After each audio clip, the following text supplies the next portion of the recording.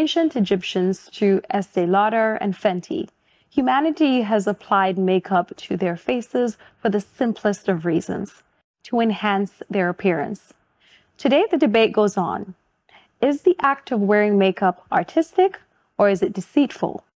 Today, I'm going to be chatting with professional makeup artist Kenisia Angel Jack, and she'll be sharing her story and opinions on all things cosmetic. Why do we criticize those who choose to wear makeup? How can we change the negative narrative surrounding it? Let's apply some real conversation.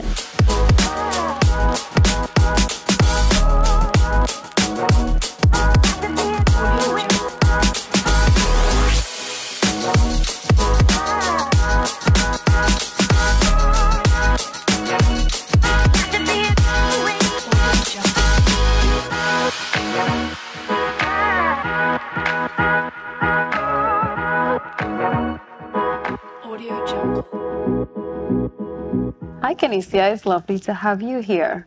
And you look beautiful, as usual. So we are going to jump right into this. Makeup, art or deceit? There is so much conversation and so much controversy surrounding makeup, not just among women, but among men as well, as to how much is too much? Are we going too far? Are we doing the most? And are we being dishonest in the way that we apply our makeup and going from these ordinary, regular day looks to these transformations? What has been your experience with this regarding just any backlash or feedback that you get? Like, where do you stand in the conversation? Okay, so to first answer your question, I think makeup is both. Mm-hmm. It can be art and it can be deceit. Mm-hmm. Deceit in regards to illusion, mm-hmm. because something as simple as contouring, the highlighting and contouring, it changes the shape of someone's face. Mm-hmm. And if you're able to recreate someone's face and the symmetry in their face, that can be seen as deceit. Mm-hmm. But then if you're painting something on a canvas, you're making the person on the painting face a particular shape. Mm-hmm. That's art. Mm-hmm. So it's a very controversial question, mm-hmm. but I feel like I can find a loophole in it. So I would definitely say it's both. And my tagline for my company actually is Art, Science, Beauty, because mm-hmm.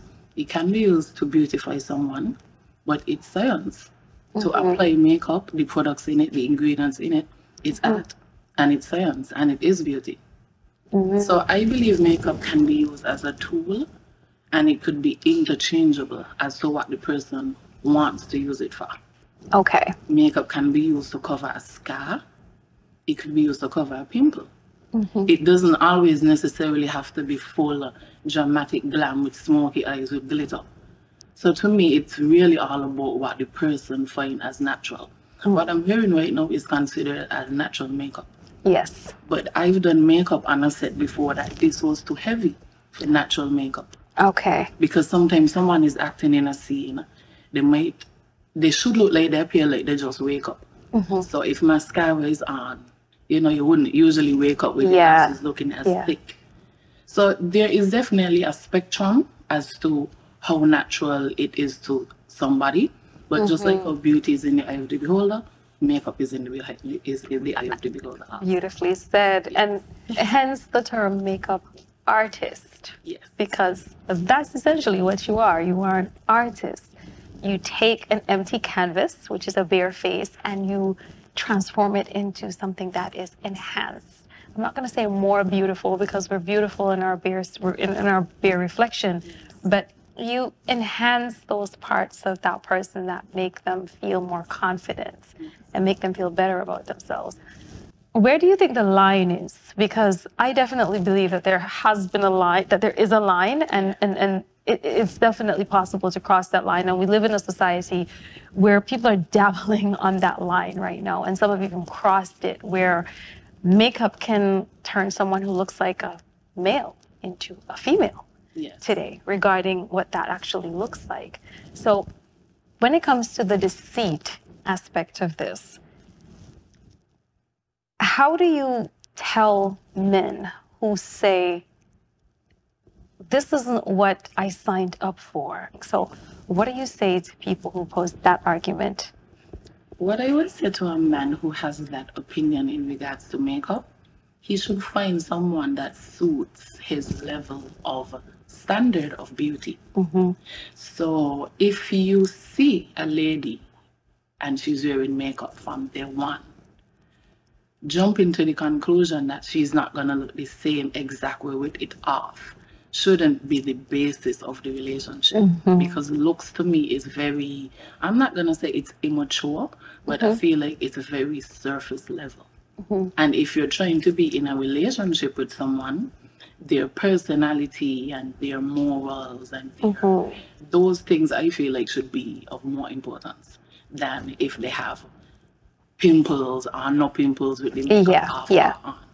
And then, you know, in early stages of conversation or dating or courting, as a man, if you don't like makeup at all, those should be one of the things that you look at in the beginning. I wouldn't try to flirt or engage with a female who has makeup on from the forefront. If that's not what you like. Something I don't like at all. Yeah. If I like minimal makeup, it's a conversation to have.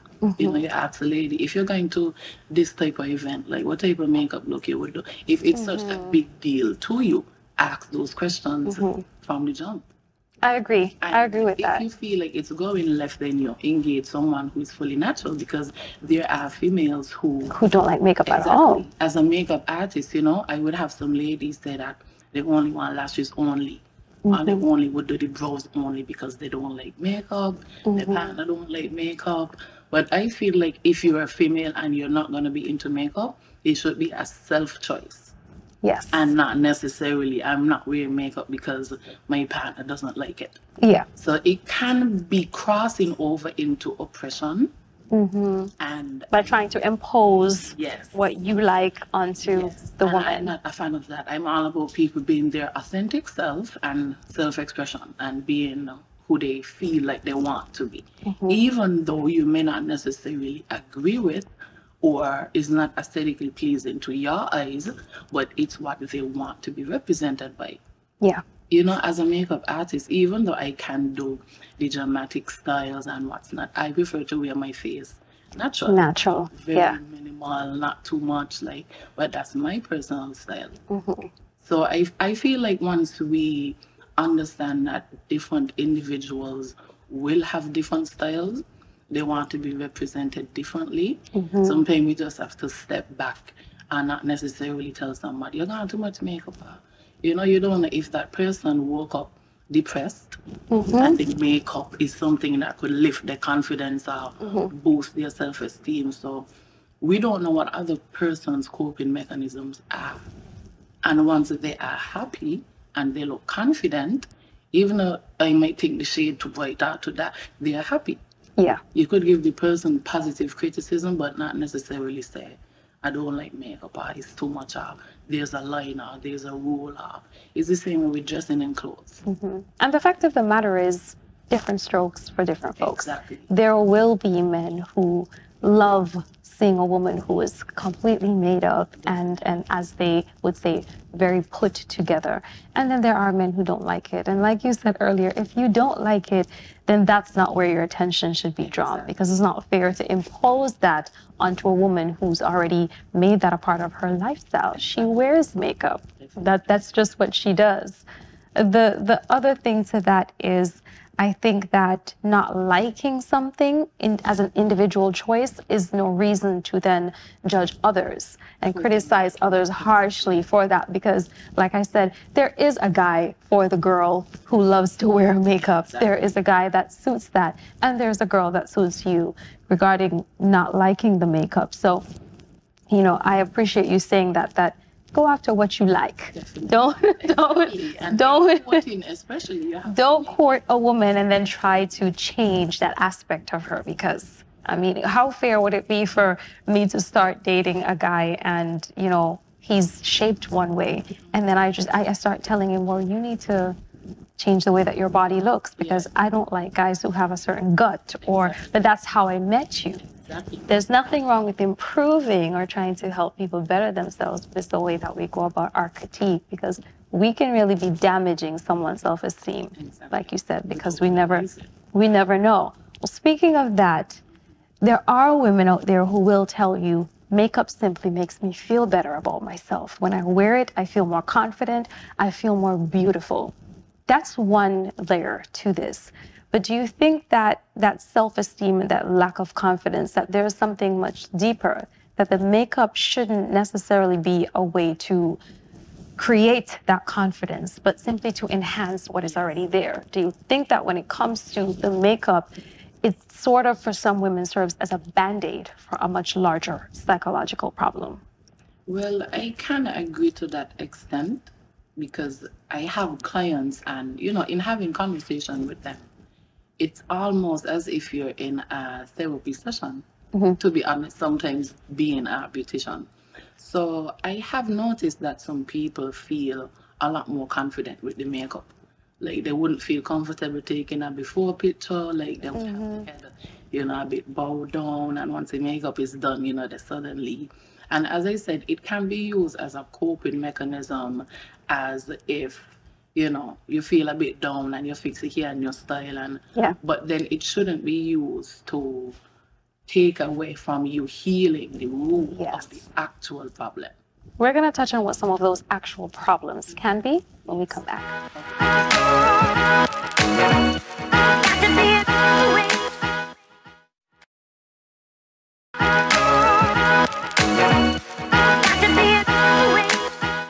So as we were just touching on the psychological aspects of this, and that there are deeper reasons as to why some women feel it a necessity to wear their makeup, why they don't even want to be caught without their makeup. They won't be seen taking a selfie unless they're made up. They filter their faces.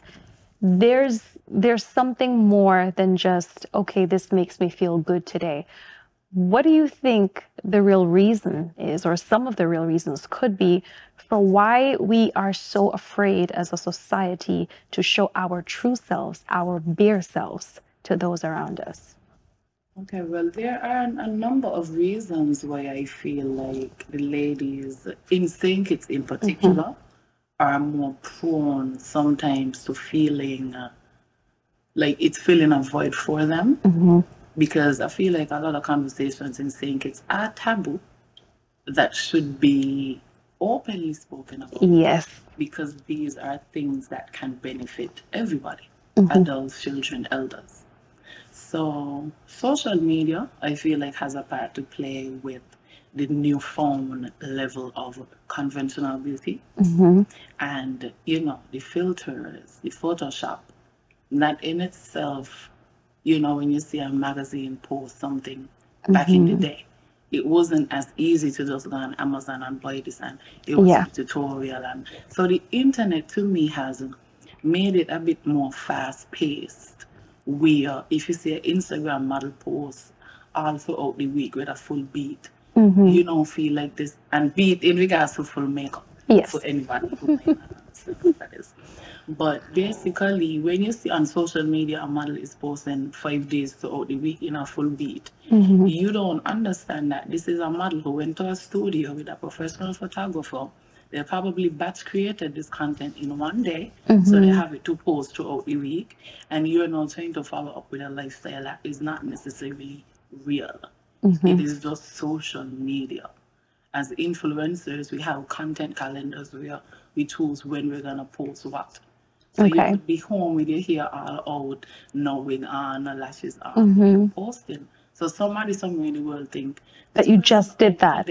They're at this particular spot living up. Well, they don't know this was 3 months ago when you save all your money to do this one thing, So to me, social media has created a gap between reality and what we actually are living in a day-to-day. And that's where some of that deceit comes in. And then, most social media pages are going to put their best photo forward. So you could pose in a particular way to look slimmer. Now, somebody feel like, I need to go to 10 push-ups because I feel like I need to look as slimmer. My butt need to look as bigger. And even like with the plastic surgeries, it's something now that makeup in itself could contour the chest to look like your Yeah. bust is big. You can contour your ab lines to look like you have V-cut. So makeup can be used all around the body to enhance and make people look more, well, I wouldn't say more attractive, but more attractive to them in their mind. Well, that's the positive end of the spectrum. Yes. What about the negative end of the spectrum? Because there are a lot of young people who are addicted Yes. to social media. They try to emulate the things that they see, the desire to want more and to go out there and get it now is a lot higher than it was back then. We have young people who now don't just ask their parents to get them things. They're asking grown men. Yeah. They're asking, people, and they're putting themselves in situations and circumstances that can pose danger And risk. and very high risk. Yes. So where do you think makeup stands regarding the deceit aspect of this? And as you just mentioned, body contouring. There's nothing wrong with if you're taking a photograph and you just want to put your best body forward, Yes. your best face forward. But do you think that these influencers have a responsibility to be honest about what it is that they're doing, so that the average young girl watching this or the average person watching this understands this is not reality? Yes. I believe that, yes, honesty should be a part of it, but then it comes back down to morals. Even though honesty should be the best policy, we all know that, capitalists, advertising, marketing, all of these things to an extent kind of stretches the truth. So even though this cream might take 5 years for a scar to clear, if you could pay an influencer to post it and you pay them X amount of money, to them they're just doing a job. But then it comes down to business ethics. Now, because makeup is one of the cosmetic services that you can provide without like licensing or going to an actual cosmetic school, or even doing like a business program to understand what business ethics actually is, we as makeup artists, influencers, I believe, have a responsibility to play in putting the truth about what goes on behind the final picture. So to me, doing things like post explaining behind the scenes, before and afters. Even me on my personal page, I recently opened up about like a skin outbreak that I had like from eating dairy food. And, I can airbrush my entire body if I choose to, because I can do makeup. But then I choose to go to the gym in shorts. And this is something I don't even usually do, because I prefer to dress more modest like for a while now. But then I found that when I wore the shorts, I felt a bit more empowered showing my skin like that than I would have felt probably 10 years ago. Because like those teens now, I was one of those teens who felt like this is on Instagram when I want to do this and XYZ. But then because of my strong family ties, I was able to open up to my, home circle. And, my sister, she used to model back in the day. So that and my mother doing makeup every day is what kind of got me into beauty. Okay. But then trying to look at her doing photo shoots and, she was a lot slimmer than I was growing up as a child. So I felt, like I'm taken, I need to look this way and I need to do this. But then they were able to ground me at an early age, like in high school. And I went to a gym and I started building my confidence from the inside and not saving to do a BBL. Saving to do this surgery, because I was one of those teens who wanted to do these things. I was very conscious in how I looked, and I feel like I use makeup as a tool to express my creativity. But then the more I got confident in myself, I don't wear makeup every day. When I do makeup, it's very minimal makeup. And I started pushing those makeup categories to be at a cheaper rate so more people can choose those options, because I feel like on a day-to-day basis, as a beautician, if you have a business, and I said if you did the ethics or the economics, and you understand the business relationships that you have and the things that you can do as a business owner, you can change the trajectory of how certain things are seen and make a change. So you're challenging that paradigm. And I like that person to challenge things, and it's worked for me. It's worked for me personally. So you're offering a service with full transparency. Yes. Which is something that is not very rampant. It's not something that's very popular, to provide that kind of clear and honest. And like you said, that service that comes with a moral value behind it. I mean, I don't look like this every day. This is stage makeup. This is show makeup, you know, and it's so interesting because the society that we live in places women and their concepts of beauty and these standards upon us. They impose these standards upon us. And so you feel like if you don't look a certain way, then you're going to be ridiculed. Yes. You are going to be looked down on. You're going to be viewed as less attractive. I mean, just sitting here, some days I go, well, if I have a scar on my foot, I'm sorry, I'm not going to put any makeup on that because that's mine, and I can own that, and I can tell you the story behind that. But it's this idea that everything needs to be perfect. We need to fix every single freckle, every single marker that makes us who we are. And when we strip away those things, then what's in front of us is essentially not the real you. And I think that that's where the argument comes in, art or deceit. Is just when you're trying to hide every aspect of who you are, transforming every aspect of who you are. So when we come back, we're going to get into a little bit of a deeper aspect. We're going to strip some of the layers away from this, and we're going to go a little deeper when we come back.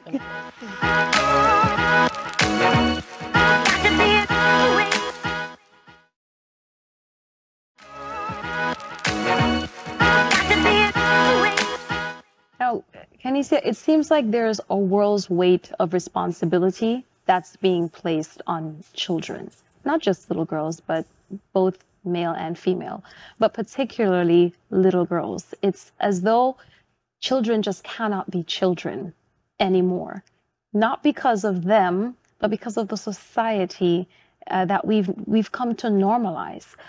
You would have a little girl who maybe she's in a dance class or a group, or she's in acting. For example, in my case, I started pageants when I was 10 years old.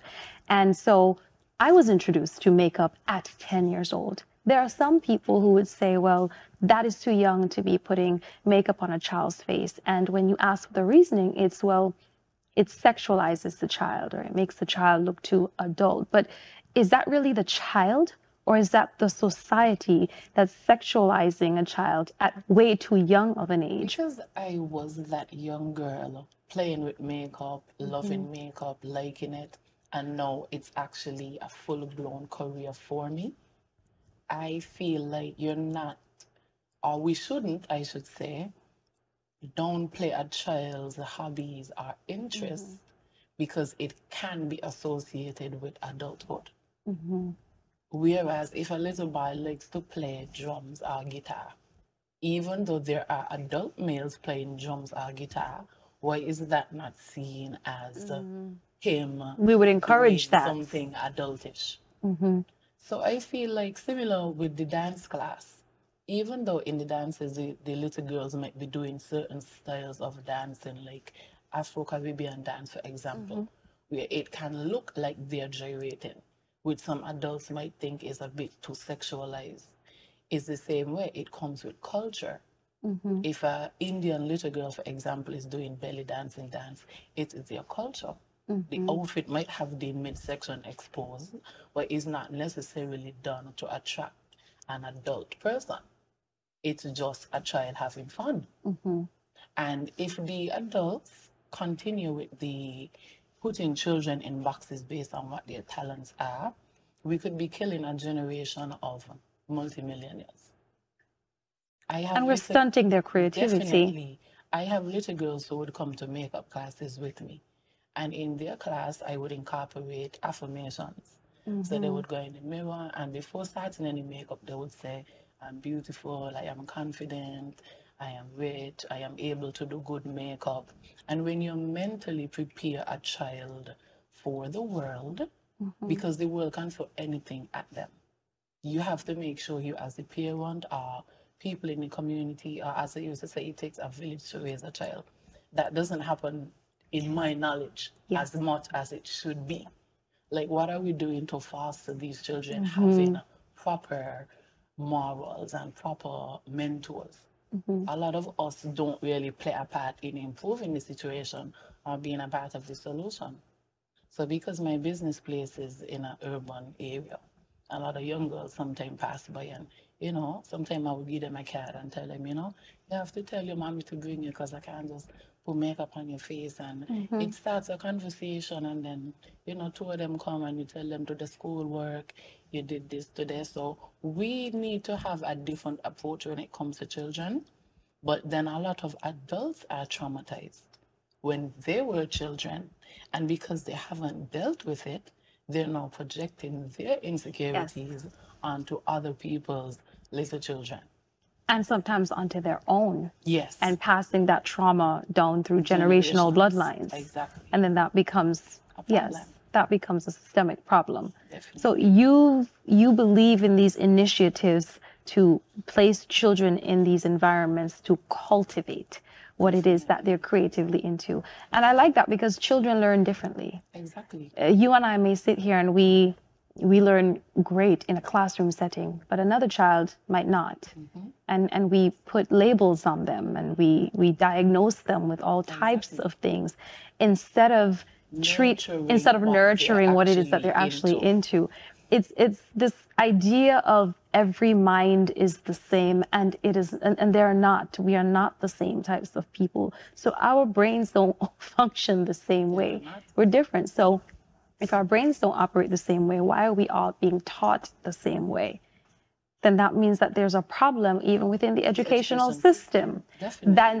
That needs to be dissected, and that needs to be addressed, and that needs to change as well. And we all need to play a part in challenging these types of paradigms. When it comes to makeup, one of the things that I see, and I have to admit, I do love seeing the creative aspect of it. I love seeing shows where you see the different eye colors, you see the hair going with the makeup, you see, I mean, I love seeing women, because again, it's art. And sometimes I'm getting my makeup done, and I'm just sitting there, my makeup artist, I'm like, is she even doing anything? Because the touch is so feather light, and you have to appreciate the beauty in that, the skill set in that, because I can't do it. There's a reason my everyday is not this, because I cannot replicate this. I don't know how to do it. So there has to be an appreciation for everything, is what I'm saying. And I think that the harshness in the way that we judge and we criticize makeup, it's not the makeup. It's not even the makeup artist. It's how the art is being used. Because I'm sure you can tell me, you rarely sit someone in front of you and just do whatever you feel like. Most people who come to you will often tell you what they want, they have right? a specific look. Exactly. On the website, they actually would book the particular look that is in the package of what they want. So they're telling you exactly what it is that they like. So you have to know, as an artist, create this, whatever look it is that they're asking for, even if it's not something on your website, you have to know, use your imagination, your own set of skills, and you have to replicate that. What's that process like? Well, I actually love when a client brings a reference photo that might not be on the website itself, because on the website, so for my business, I treat it like a full-on, not just makeup artistry, but beauty brand, beauty business. So my staff and I, we go through trainings where we actually have algorithms from how you greet the client to the mental impressions that you're setting, the intentions that you're setting, to your hygiene, to the tone of voice of greeting the client in, the skin prep, the algorithm of, you know, the foundation, the brows and what's not. And we do these practical exams with a timer. And we have dairy exams to make sure that everybody is up to a particular standard, even though we all will have our little different flair, but it's up to a standard. The client is going to be 100% satisfied because what they're asking for is in the range of thing that we practice for. So if you practice like you're in not necessarily a boot camp, but just try to do different styles once you continuously practice them, when the client do ask for it, it will be just flow. You have to stay on the trends because makeup is something that is forever changing, it's forever evolving. Even though there's nothing new under the sun, a lot of the styles from the 90s are coming back right now. Yeah. And as a makeup artist, you have to be able to stay on top of the train. Because when the client asks for a particular look, even though you might prefer to see something from 5 years ago, it's now 2023. So it's either you get with the program or you could just stick with a particular set of clients with a particular look because that might be a signature style what you want, but then it depends on what type of business you're trying to aim for or what type of business you're trying to have. From your professional opinion, because I know that you deal with not just faces, but you have to also deal with personality types. You get to communicate, you get to interact with the people whose faces you're working on. Have you found any trends regarding attributes, personality types when it comes to the makeup itself? Is there a specific stereotypical type of woman who would ask for a certain look? That, as they say, that extra look, the very large lashes, the extra heavy makeup. Because what I'm trying to find out here is there an association between women who have lower self-esteem and more makeup and women who have higher self-esteem wearing less makeup? So when we come back, I want you to tell me what you think of that and give me your answer on that.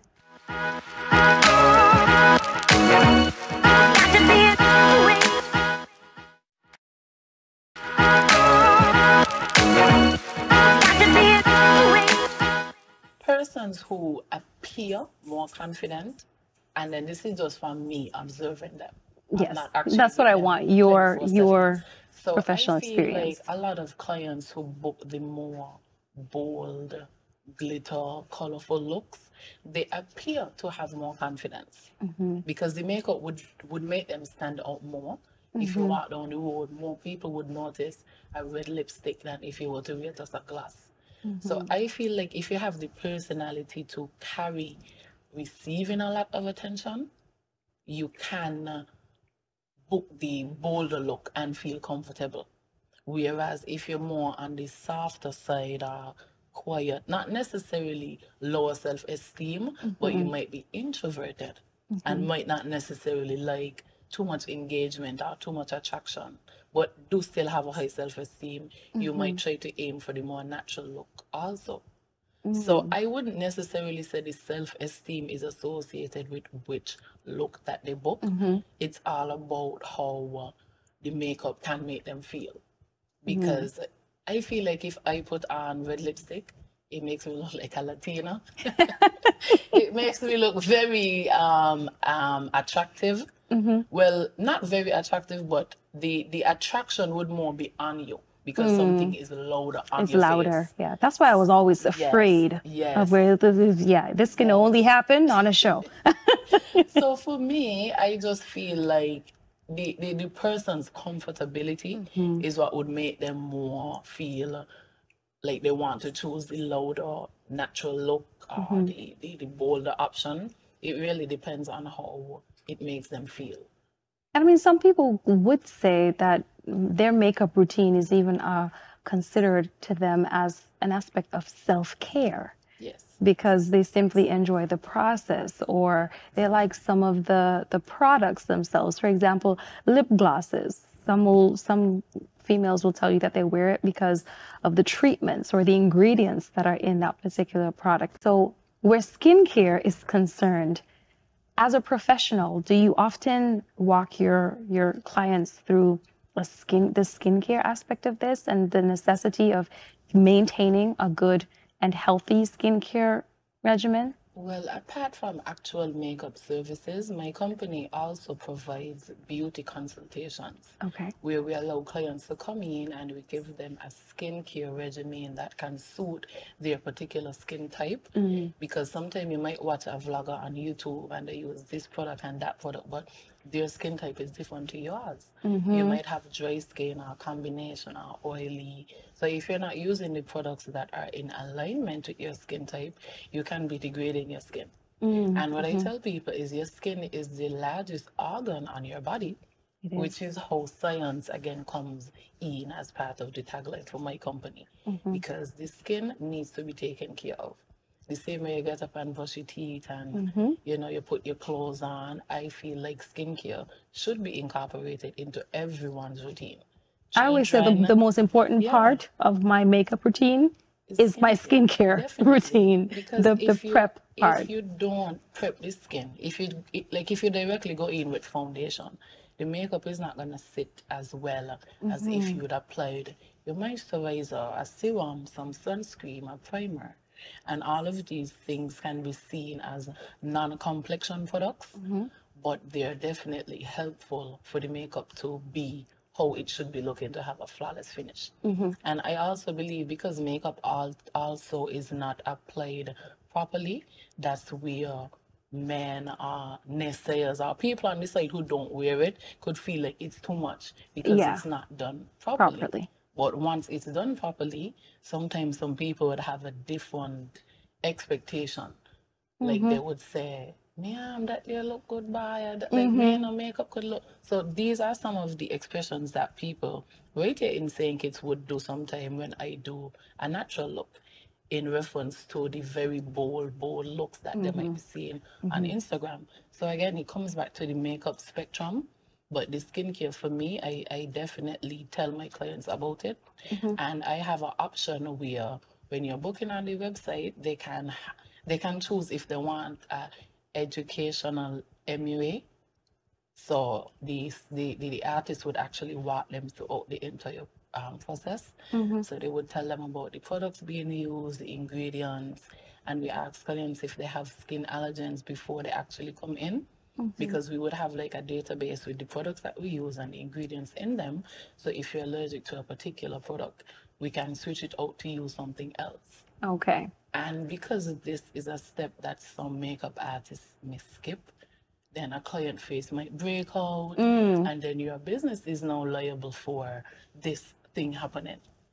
And it goes back again to the beauty brand in reference to just doing makeup. You have to treat that type of business very serious because these things can happen. Yeah, I've known a lot of people, including myself, who ended up with contact dermatitis simply because of ingredients. I love skincare, and it's one of the reasons why I'm not a heavy makeup wearer outside of my professional work. But the removal of makeup became very important to me because I noticed that one of the things that contributed to so many women's skin not being in the best shape possible or best condition possible was not just because of the wearing of makeup, but the leaving the makeup on and not removing it correctly and not understanding things like ingredients. And that just because a makeup is popular or there's a certain celebrity that you might love that's wearing it, it doesn't mean that the ingredients in that particular brand of makeup is going to be good for your skin, especially as Black women. There are a lot of things that can affect our skin. There are a lot of acids that we should not be putting on our skin. There are lots of things that can cause photo problems when it comes to the sun and our exposure to the sun. We can be wearing makeup that the moment we step outside into the sun, it's actually causing our skin way more damage than it actually would be if we're using something that was milder, something cheaper. We often, it's oxidizing, yes. And that photosensitivity, because of the sun's rays, it starts to actually increase that sun damage to our skin. And then we end up with hyperpigmentation. And the more hyperpigmentation you get, the more you want to wear more makeup to cover that up. Exactly. So what I love seeing, especially with brands like yours, are companies that incorporate the skincare with the makeup and educating women on the need to care for the skin underneath.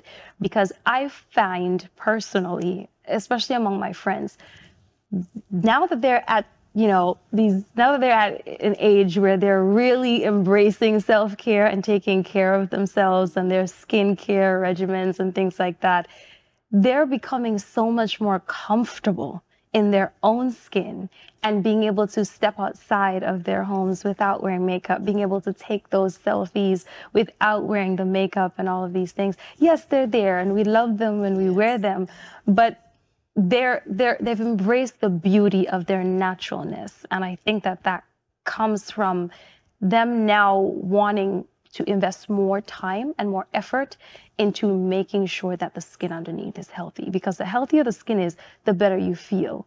The less damage to the skin, the less they feel the need to wear makeup. Because the majority of them would tell me, I wear this because I'm trying to cover up this. I wear this because I'm trying to get rid of that, or I'm trying to, but the makeup you're wearing is having a counter reaction to what you're trying to do. So you're inadvertently damaging your skin and doing more damage to your skin, thus having to wear more makeup. So taking care of the skin underneath, I think, is really important. When it comes to removing that makeup, are you an oil preference type of girl, or are you those wipes?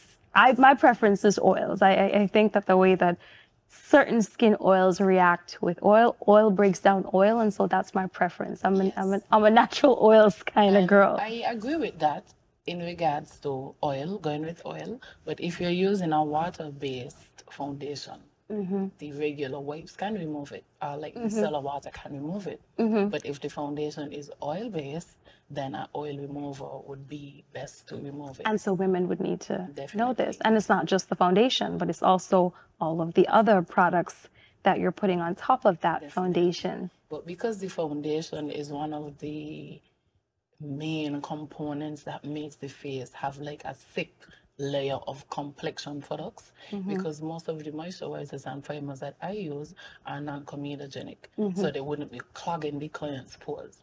So the foundation, for one, because it's something that is adding a layer of coverage to their faces, that one for me, if that is oil-based, then definitely oil-based recommended. Coconut oil, organic oils is what I would recommend them to use, because it would get it off easier. Because if you're tugging on the skin, sometimes you're actually causing abrasions and you're ripping the skin. Yes, you're ripping the skin and causing those microscopic tears for bacteria to get in the skin and create breakouts. And then when they apply maybe a astringent or something on the face, it's burning, and then you're wondering, then you want to scratch it, then that, and it's in itself could lead to you having more breakouts. So proper removal, all of these things are what I try to teach my clients when they come to Altea. I appreciate that. So it's clear that when it comes to makeup, it has its advantages, and then of course it has its downsides. But at the end of the day, it's not the products themselves, it's how we are choosing to use them. Are we trying to mask something, or are we simply trying to enhance what's there and have fun with it? Don't take it too seriously. Thank you so much for coming today. It has been a pleasure. And I love the fact that we ended off on skincare, because that's our thing.